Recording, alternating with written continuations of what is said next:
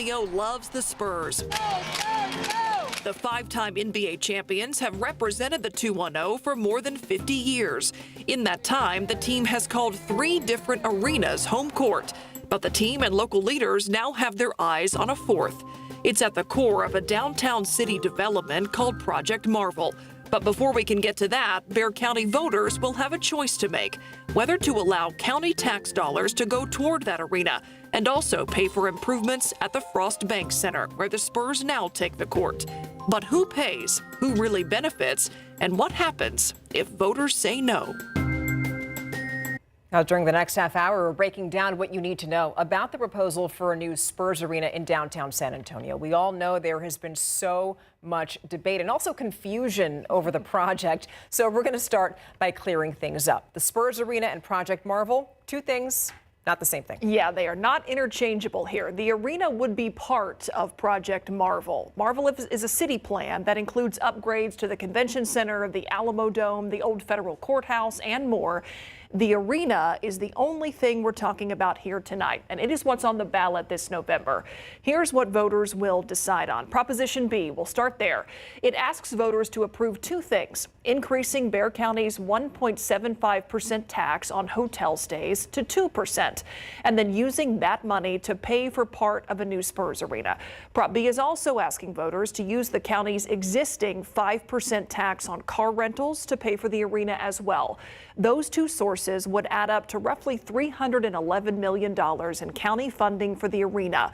Prop B is not an increase in sales tax or property taxes. So now we go to Prop A, because that aims to take care of the Freeman Coliseum and Frost Bank Center should the Spurs leave for downtown. Prop A asks voters to use those same tax sources, the increased hotel tax and car rental tax, to allow the San Antonio Rodeo to become the year-round tenant of those locations and also make some upgrades. If voters say yes, $198 million in county money would go towards that. Now, important to note that venue taxes cannot be used on core services like streets, sidewalks, or public safety.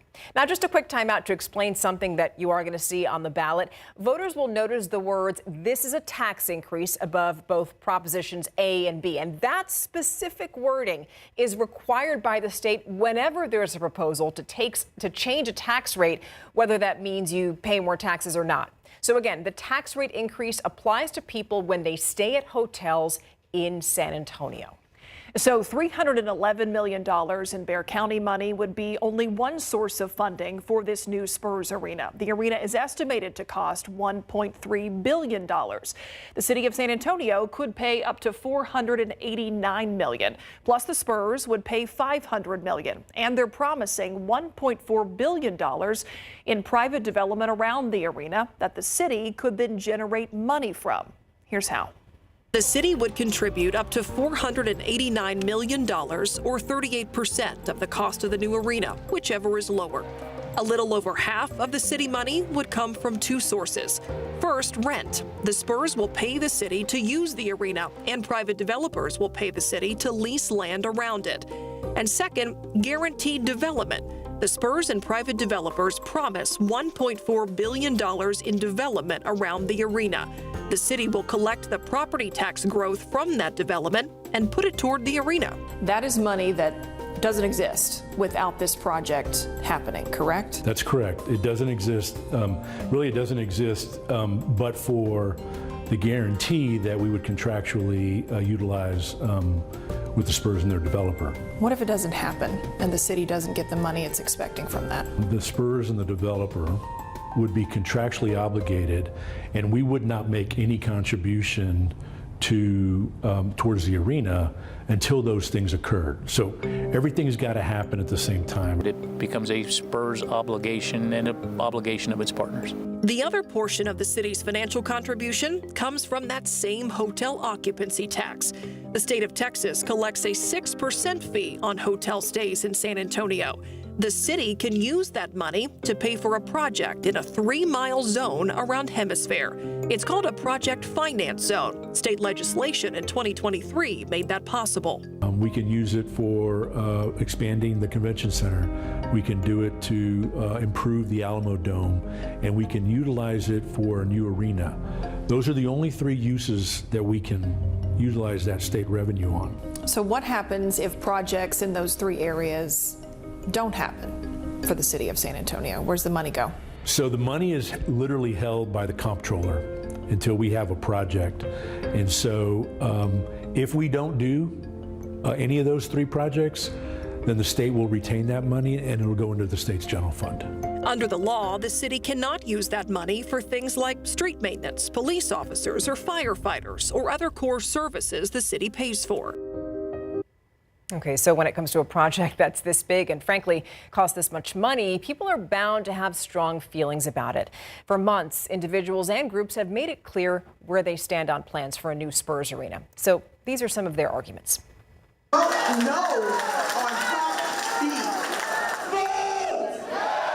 There are two camps, the ones who want a new Spurs arena and don't mind using public money for it, and the ones dead set against it. First, let's hear from the pro-new arena crowd.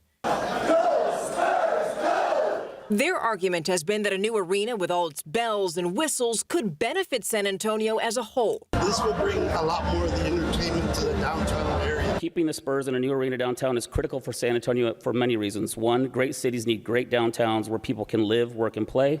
The Spurs and Project Marvel do that for our city.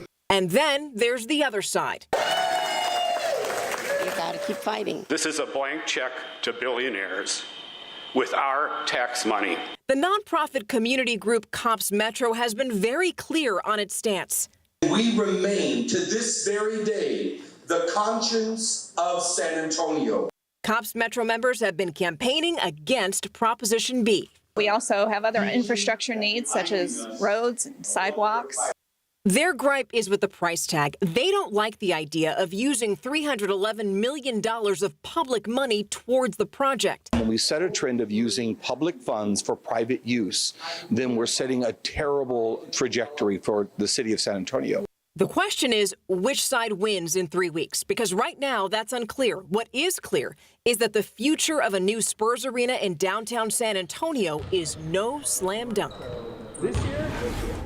So here's another question. Is the city of Austin courting the San Antonio Spurs with an eye on stealing the silver and black? It's been feared for years that the team would take its ball and head up I-35. So coming up, we'll look at what has happened in other cities when their pro teams didn't get the arena or stadium that they wanted. Some of you are worried about that happening here, but one expert is saying, don't panic. We'll be right back.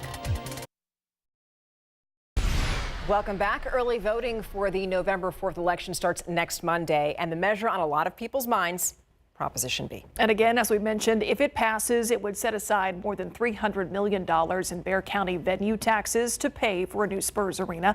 Dylan Collier takes a closer look at what can happen when pro teams want new digs and don't get them. Where the world of sports meets the world of business, there is no footage more iconic than this.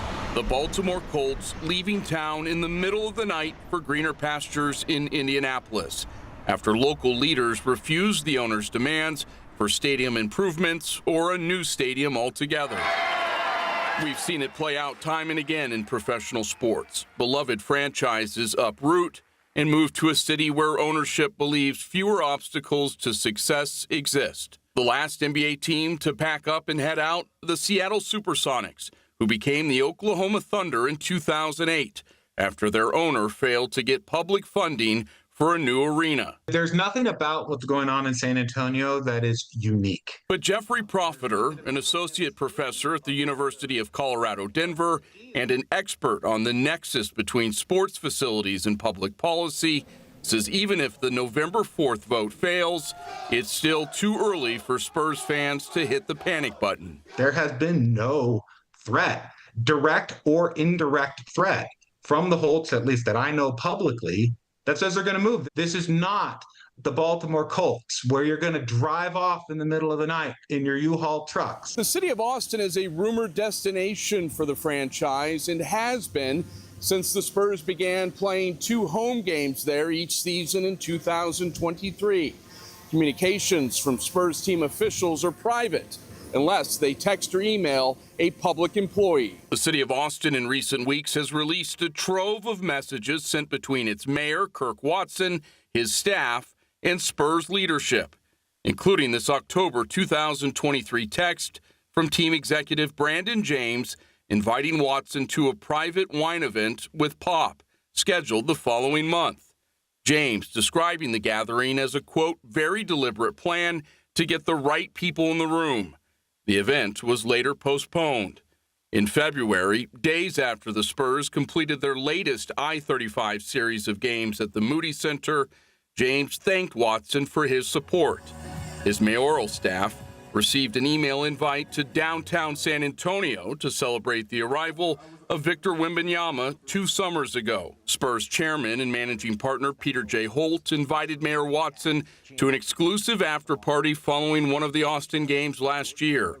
That same month, Spurs CEO R.C. Buford asked Watson to attend a happy hour he described as a, quote, unique opportunity to hear from Spurs leaders and players about our burgeoning presence in Austin, end quote. And Mayor Watson did not respond to a request for comment from KSAT about his communication with Spurs leadership.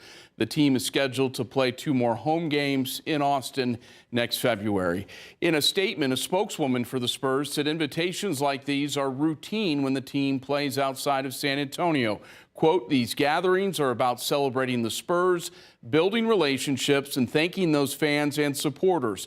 They are not connected in any way to relocation. The Spurs are proud to call San Antonio home. That has been true for more than 50 years, and it remains true today as we continue to invest in this community and in its future. Stephanie and Myra. All right, Dylan, thank you.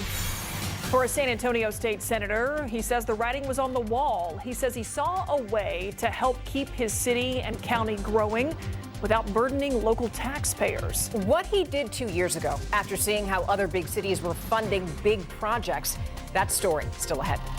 But before that, we're going to get another look at our forecast with Adam Caskey coming up after the break.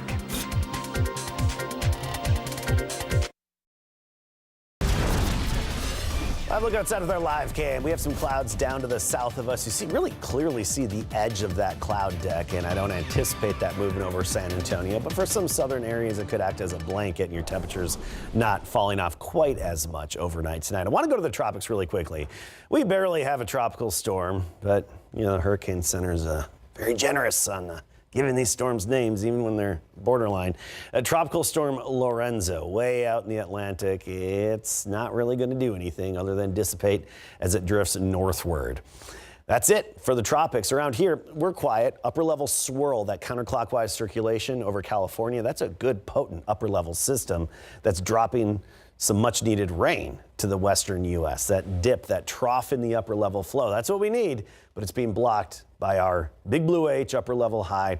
And you look at the overall rainfall potential going forward, the good rain-making systems are all going to be north and basically up and around us. But do keep in mind that many of these areas that'll be getting rain and even have gotten rain, like the desert Southwest, they could use it too. Just over a quarter of Texas is considered in drought. And of course, we have extreme and exceptional drought still in our neck of the woods, and we're not going to relieve that anytime soon. Tomorrow morning, some upper 50s in the hill country. Comfort, Bandera, Bernie 58, mid 60s downtown, low 60s in outlying areas. 83 at noon then, 90 for the high temperature, and a light east wind at 5 to 10. Again, not overly humid, just like what we've been experiencing. 88 Bernie tomorrow, 91 Seguin, New Braunfels. Slight chance, little glimmer of hope, don't get excited, of a stray shower Friday or Saturday. If Adam tells you not to get excited, don't get excited. Don't get excited. Yeah. Thanks, Caskey. So after seeing other big cities in Texas with big projects, one San Antonio state senator said that he believed something needed to be done so the Alamo City doesn't get left behind. What State Senator Jose Menendez did 2 years ago that put San Antonio and Bexar County in a position to get millions for big projects like a new arena. Next. The city of San Antonio could use a cut of state money in order to pay for a new Spurs arena. It is tax money that is generated right here in SA, but usually the state gets to keep it. State Senator Jose Menendez created legislation that would allow the Alamo City to keep those dollars and then use them for big projects. State Senator Menendez told our RJ Marquez why he thinks it's a tool to keep San Antonio competitive. This is not about the Spurs. This is about us bringing new conventions, new events, new meetings to San Antonio. Before there were any plans for a new Spurs arena, there was a piece of legislation filed by State Senator Jose Menendez. Fort Worth, Dallas, they're building something new. Houston is also doing something. In 2023, Menendez wrote a bill to give San Antonio the ability to use state tourism and hotel dollars to reinvest into the city. If we don't get in on this, we're going to be at a disadvantage. The city of Fort Worth used millions from a similar bill to help build Dickies Arena. The city-owned arena has attracted high-profile concerts, basketball games, the U.S. Gymnastics Championships, and expanded their rodeo. How would you evaluate how that has worked out for that city? If the people in Fort Worth thought it was a bad deal, they would have come back in 2025 and said, hey, can we renegotiate? They have not. You know what they've done? They've tried to expand. I reached out to the NBA to get some stats on how NBA cities have recently built their brand new arena. And since 2010, 7 NBA cities have already built a new arena, with Oklahoma City, an 8th team, ready to break ground next year. Now, of that number, 6 of them did receive some type of public funding. The only 2 that did not were Golden State and the LA Clippers, 2 of the NBA's biggest markets. Now, when it comes to public funding, those teams that did receive that got anywhere from 40 to 95% of the overall cost. The Spurs, for their part, have committed to paying 38% of the overall cost, plus any cost of overruns. When Milwaukee did this very similar thing and they built that arena, it sparked all sorts of investment in the city. Unfortunately, San Antonio, sometimes it feels as if, Austin's trying to take over and they're investing in their Moody Center. They're doing all sorts of things to attract more people. We need to show that we're still a city that's on the move, that believes in itself. RJ Marquez, KSAT 12 News. So all of the stories that you have seen here that we've aired tonight about this potential new Spurs arena can be found on KSAT.com. And that includes more in-depth articles as well as videos. So let's talk about voting now. Early voting begins in 6 days. It will run from the 20th through the 31st, and this is a vote for anyone in Bexar County. You can scan the QR code on your screen for more information right there at your fingertips. When it comes to voting hours, though, those vary during the week and on the weekends. There are also several polling locations that you can visit, and we have all that information for you online. Just go to ksat.com/vote, and we'll be right back after this. That's all our time. Thanks for watching the news at 6. And we'll see you tonight on the Nightly.